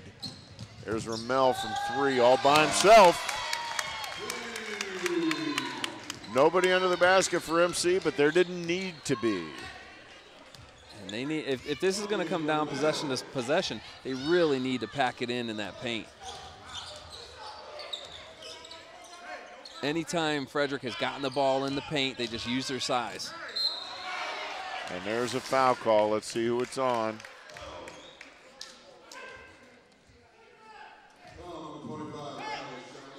Foul is on Shelley. That's his 3rd. That's his 4th, rather. So now Tyler Shelley and Tavon Johnson. Now you're basically in no defense land. Yeah, yeah. You're going to live and die by the 3 the rest of the way and hope that Frederick throws up a few bricks. I mean, they've literally got to put all 5 of their players in the paint and say, if you're going to shoot it, shoot it. Yeah. Tayshawn Huffman. And he makes them both. So Frederick now with a 7-point lead, 73-66. My goodness. I'll tell you, Tavon Johnson is putting on a show. Great look. They knew what they wanted, and they got it. 34 points. In the corner. Now they got to pack that zone. 34 points. Tyler can't play him. You can't play him with 4 fouls on the block. 75-69. And Montgomery College calls a timeout. And Coach Bryson wants a full timeout. It's a good timeout. You've got 2 guys from Montgomery College in serious jeopardy here of fouling out. Tavon Johnson, who they can't afford to lose anybody. Tavon Johnson with 4, Tyler Shelley with 4, Jackson with 3, Akognon with 3, Serrano with just 2 fouls. So they've got a couple to give there, but they quite frankly, they cannot lose Tavon Johnson. They just can't lose it. 34 points 34 for Tavon Johnson. Got to be one of the finest offensive efforts we've seen here. Absolutely. And they're hanging in there at 75-69. And folks, you got to tip your hat to this effort by the Montgomery College Raptors. You really do. Talk about character building. You know, these 6 guys are probably going to remember this game for a long time throughout their lives. You know, I mean, it's no secret that this game shouldn't be 6 points with, you know, just over 8 minutes left in the game. I love the look on Tavon Johnson's face and William Jackson's face after he hit that last 3. They know some kind of magic dust being spread around the gym here tonight. This is a special effort by this team. And, you know, I know they don't want to hear anything about moral victories, but I'll tell you what, they could get a real victory here tonight. 75-69. It's a 2-possession game, folks. Got to with work 8:11 to go. You need a good shot coming out of the timeout. They got a nice rest there. Hopefully they set something up. They're working the clock. Serrano to Johnson. He drives, puts it up, off the rim, no good. Rebound Jones for Frederick.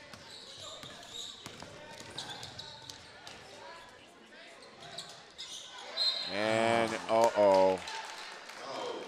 somebody picked up a foul. That's going to be Tyler Shelley's last. It looked like it was Tyler Shelley.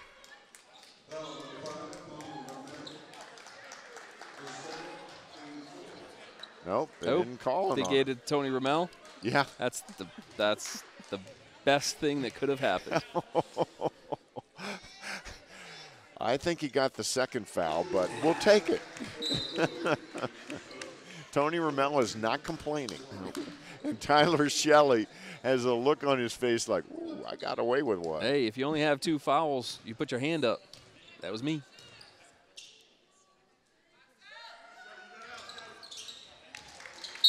So he makes them both. 77-69, and the officials are having a little conversation with William Jackson and Michael Jones. Could have been a little jawing going on that they did not appreciate.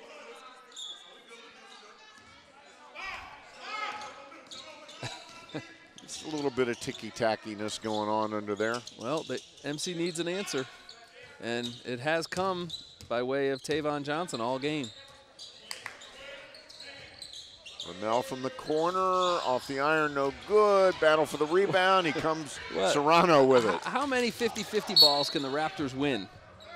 Undersized, and they're winning 50-50 balls. That's effort. That's heart.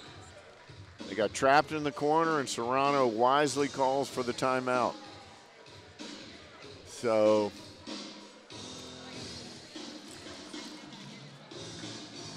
look, he out-rebounded 2 players. He just hung with it. And he hasn't sat down yet. That's another thing. No. No, he has not been out of the ball game for 1 second. He's played the entire way. Tony Rommel has taken a break. I believe he's the only Raptor that's played the entire game. I wish we had the sports science guys here to tell us how many miles Joseph Serrano is running tonight. The only reason Tavon Johnson came out was because he picked up his 4th foul, and they That's right. sat him just for safety's sake for a little while. Moving the ball around very nicely. Whipping it around perimeter. Rommel for 3, long. Good Nobody defense under there. by Frederick. They challenged him to shoot that 3. Make it or take it. And they came out hard when Tavon Johnson got the ball. Weldy from way outside. And you know he can shoot it. And that hurt. 80-69 with 6:45 to go in the ball game. Yeah, that was a big shot. Rommel, Johnson from 3, off the iron, no good. Serrano ties him up. Possession arrow is in favor of Frederick.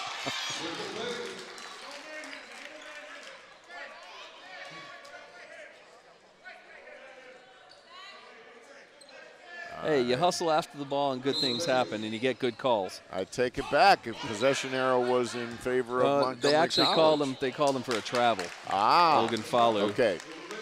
Thanks for picking that up.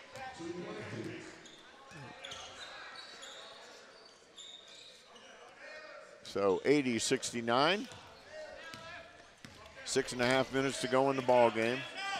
They've got to look for Ogunfalu again down low, because they just can't play defense on him because they can't foul. Right. And there's a steal by Johnson. Taking it all the way. Up for 2. Tavon Nice. Johnson, that's got to be his 5th or 6th steal of the night. Nice And he slash picks to the up lane. another steal. Ahead to Johnson. Oh, that's got to be goaltending, and it's no call. They didn't call it. They did not call it. They did not call it. And I don't get it. How could that not be? Let's take a look. Oh, that's He clearly. tipped the ball. He tipped the ball above the cylinder. Definitely. That was a great look there by our camera folks. And very clearly should have been 2. And then the Raptors lose possession. Claiborne to the hoop. And that was quite a turn of events. Yeah, and Tavon couldn't play him. That was a 4-point turn of events there. So the lead is now 11 for, look at Tyler Shelley, and a great tip in by William Jackson. Tyler Shelley pushes it over the rim to Will Jackson. Kept it alive, and Will Jackson with the one-hand tip. These guys aren't going away. They've cut it to a 9-point lead. And that may be the 5th foul on Tavon Johnson. And that is the 5th foul for Tavon Johnson. And he fouls out of the game with 36 points, 2 rebounds, 3 assists, and countless steals. Got to be at least a half a dozen. We'll get an accurate count on that later, but has to be at least a half a dozen steals. So when he fouls out, it is 82-73. Yeah. That hurts. We've been holding our breath for the entire half. Yep. It's kind of amazing, as active a player as he is, that he played that long without fouling out, because he's involved in everything. So many steals. So Frederick increases their lead to 86-73 with a little over 4.5 minutes to go in the game. Raptors have showing no signs of quit. There's Shelley, nice bucket. Boy, these guys are really showing themselves as as decent basketball players here. You know, I mean, Tyler Shelley's coming back next year. Yep, and he had very little playing time up until the new semester started, when the Raptors lost some players. You got a player there. You got a player there. You absolutely do. Tony Ramel. Tavon Johnson goes without saying. And there's a stepped on the out of bounds line.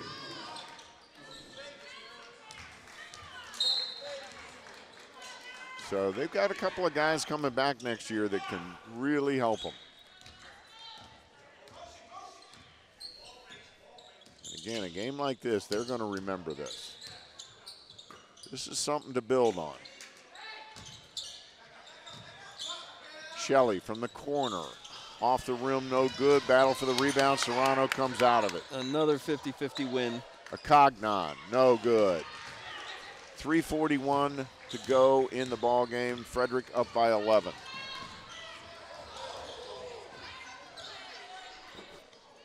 They work the clock a little bit. Yeah, no hurry for the Cougars. Claiborne down the lane, kicks it out, and throws it away. I'm not sure there's going to be too many people lighting up our YouTube hits from Frederick. No. Or the coach could use it a lot. Oh, I think the coach may use it a lot. Coach Hill might play this back and back. And Tony Ramel with a circus shot, an up and under. And he's strong, and that's one of the things he likes to do is go to the gym, and that helps. And a great look there by Emmy Award-winning Dan Rankin under the bucket.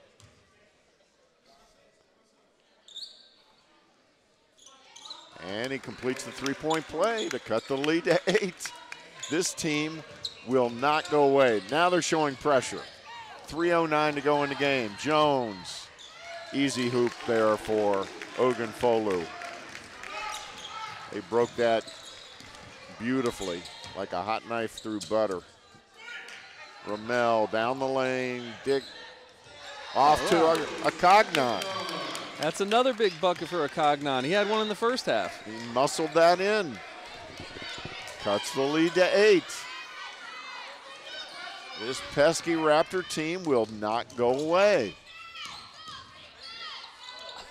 There's a wild shot, and Huffman gets his rebound and puts it, his own rebound, and puts it back in. So lead is back up to 10, 90-80. Jackson to Ramel for 3. Off the rim, no good. Battle for the rebound. Look at that by Joe Serrano. Joe Picks Serrano the again. pocket. How many times are we going to see Joseph Serrano take the ball? Joe Serrano, that guy is amazing. It's almost like he's invisible to Frederick.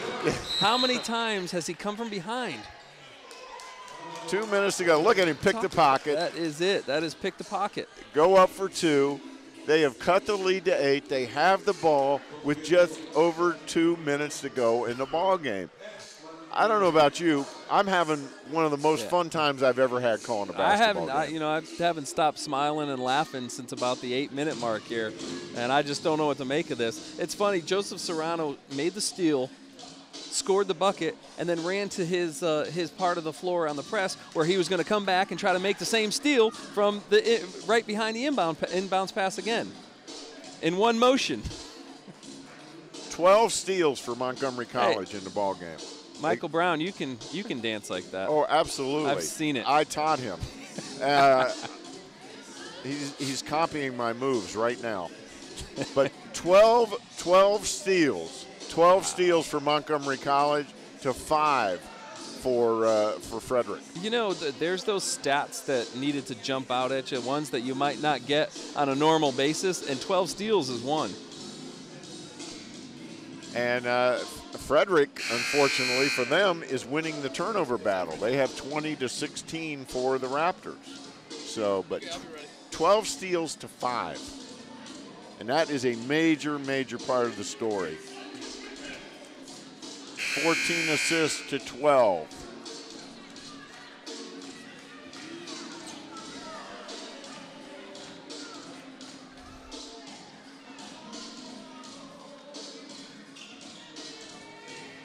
And, we're getting to that point of the game here. Not going to be too long before you have to make the call on the player of the game, but I think we kind of know who it's going to be.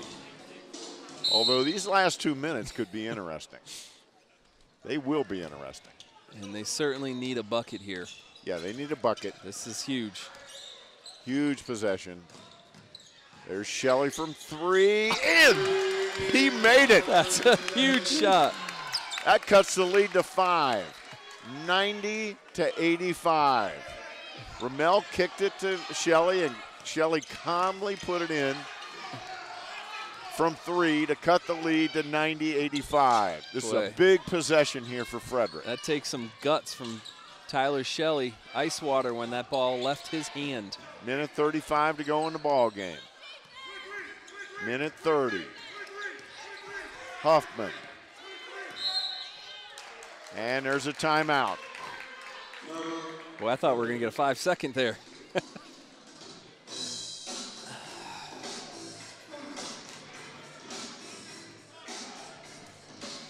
This 90-85,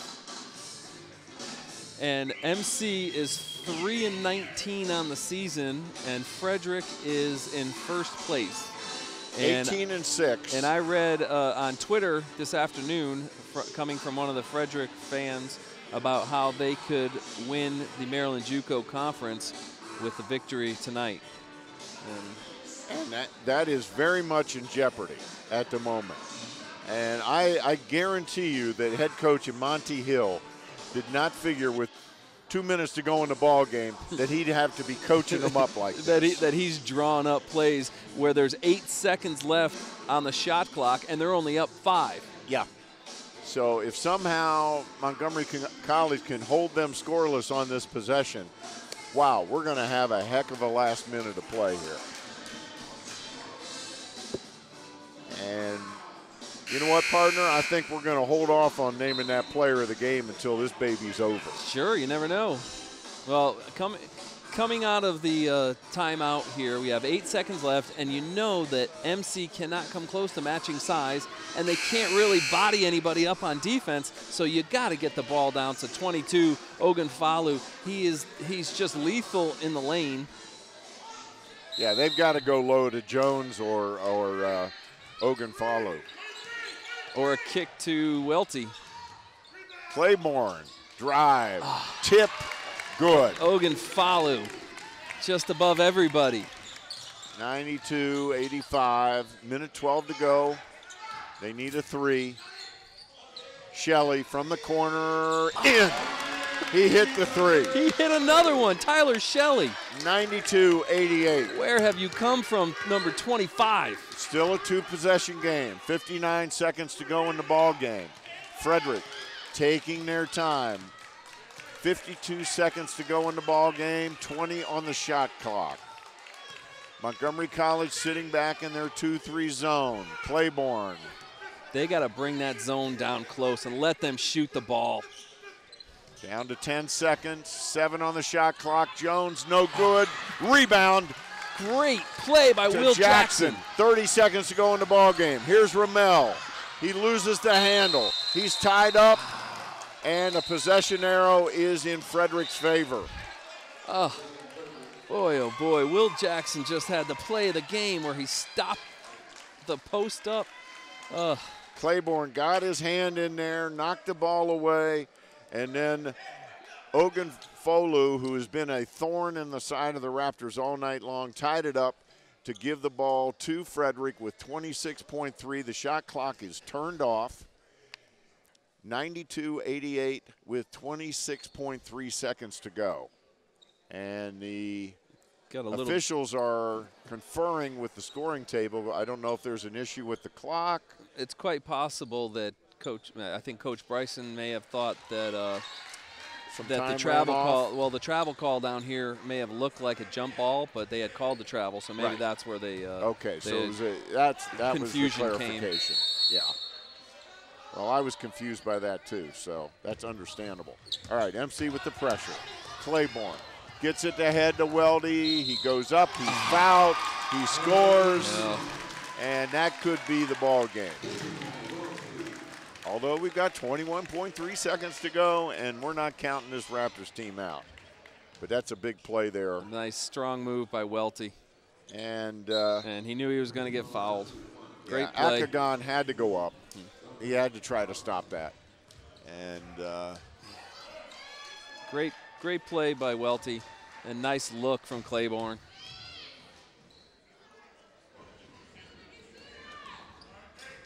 Off the front of the rim, no good. Jackson with the rebound, and it'll go to MC. And there's an injured player. He's up, though, Jones.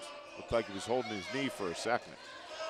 So the Raptors inbounding with 19.5 seconds to go, 94-88.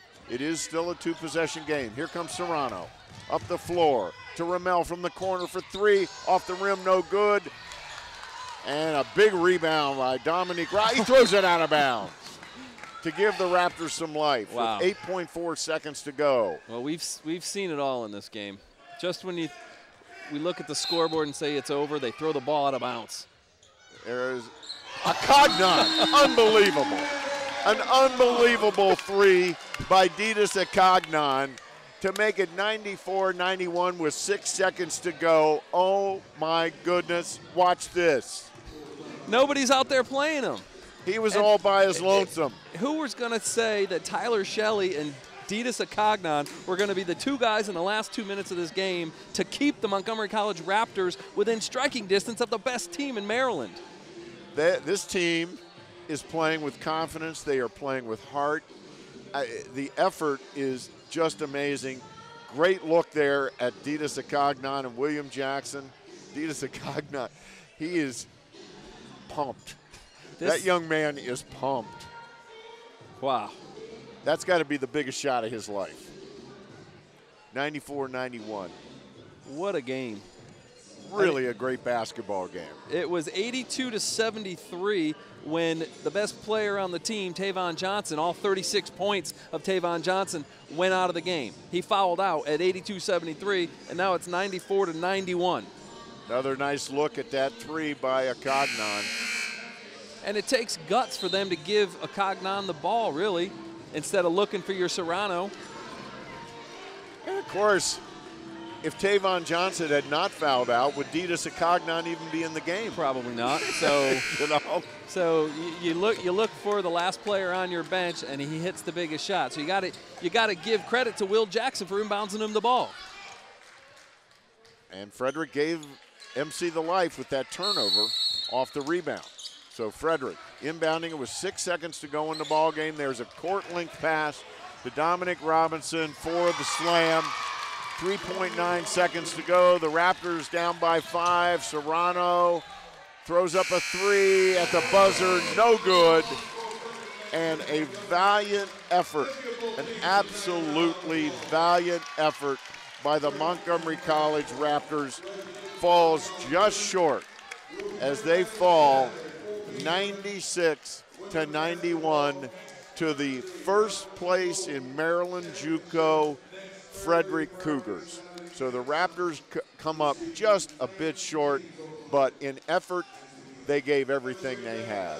Marcus and I are going to be right back with our player of the game and a look at the final stats after a quick break. You are watching Montgomery College basketball on MCTV.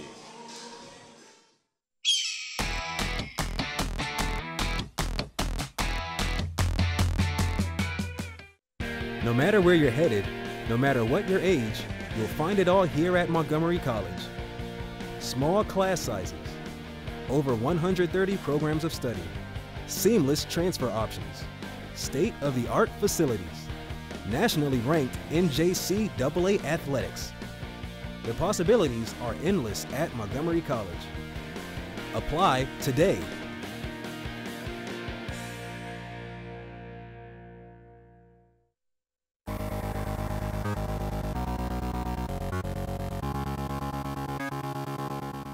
Some birds of prey specialize in fish, so they would eat almost all fish in their diet.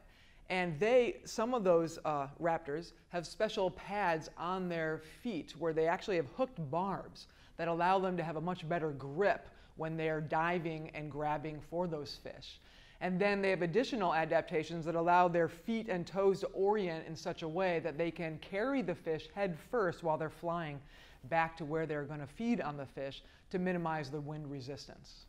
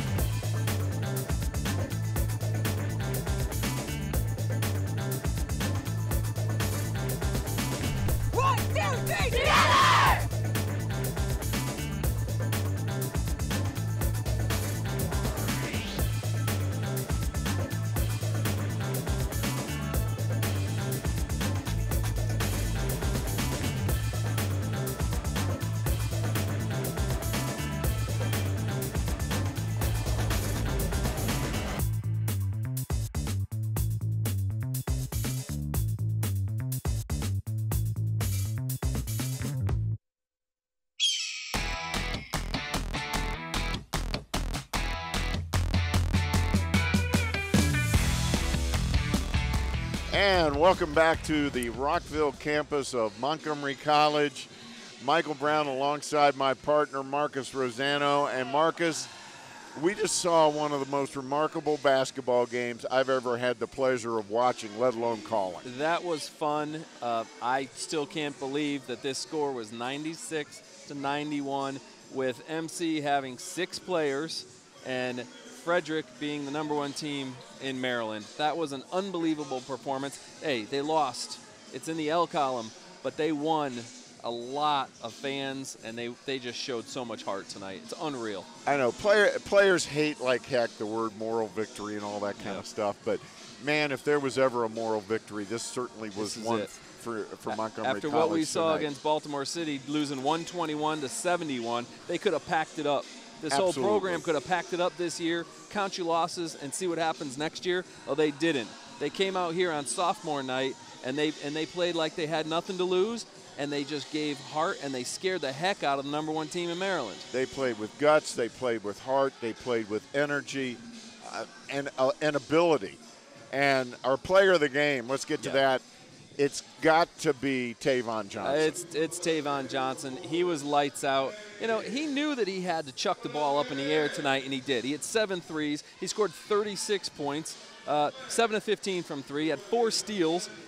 You couldn't put the ball on the floor in the backcourt because Joseph Serrano or Tavon Johnson was going to take it from you, and he just kept launching. Unfortunately, he fouled out. We were afraid of that. But at the time when he fouled out, it was 82-73 FCC, and they held in. You know, they lost 96-91. So even when the player of the game went out, they still wouldn't give up. But Tavon is the player of the game tonight.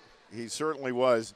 But you are so right. They got contributions from everybody on the roster tonight. Even little used Ditas Akognon came through with one of the biggest threes near the end of the game. And not just that, he had a big bucket in the first half, and he had a big bucket on the baseline here in the second half when they were making this furious comeback. And then, of course, the Will Jackson inbounds play, and he knocks down an unconscious three-pointer, and everybody in the building just looked at the sky and said, what the heck is going on here tonight? And Tyler Shelley as well.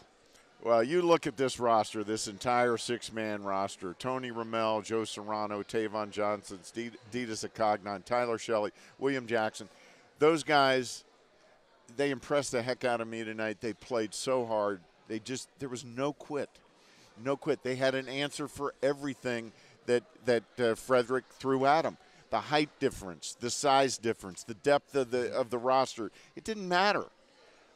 It was an inspiring game to watch and to call. And let's take a look at some of the stats that made up this game. Look how close it is. But look at the three-pointers.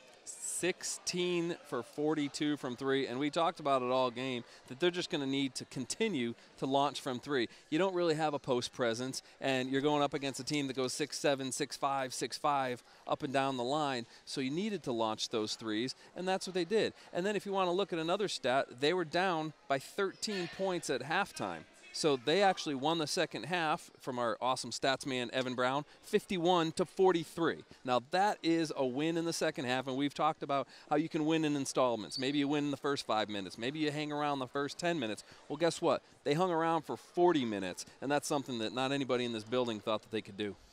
And that scoring difference between the first half, they were down 13 at the break, and then to come back and win the second half, that's what I'm talking about with the heart and the effort and the absolute no quit in this team at all. It's very impressive, and Montgomery College should be very proud of this young group of guys. And for sophomore night, when we said goodbye basically to Joseph Serrano and Will Jackson, and those two guys played fantastic. I mean, you had Will Jackson with a great defensive play and the rebound, you know, when it really mattered, under a minute to play, and Joseph Serrano just running up and down the court, you know, like a sprinter, scoring, stealing, passing the ball. What a great night for those two young men, and I'm proud to have called this game. I am too. I am proud to have seen it and to be here and be a part of it. And, you know, Joe Serrano did not come out of the game for 1 second. That's right, and he's going to know it tomorrow morning when he wakes up, that's for sure. I would think so. I would think so. So we want to kind of close with a nice montage of highlights of tonight's game. It was an absolutely thrilling game. And once again, from the Rockville campus of Montgomery College, our final score of the first game, the Montgomery College women coming out on top 104-77. In the second game, the Frederick Cougars pull it out 96-91 despite an unbelievably valiant effort from the Montgomery College Raptors. So, for my partner, Marcus Rosano, and for all the hard-working folks on this Montgomery College television production crew, thank you so much for watching Montgomery College basketball on MCTV.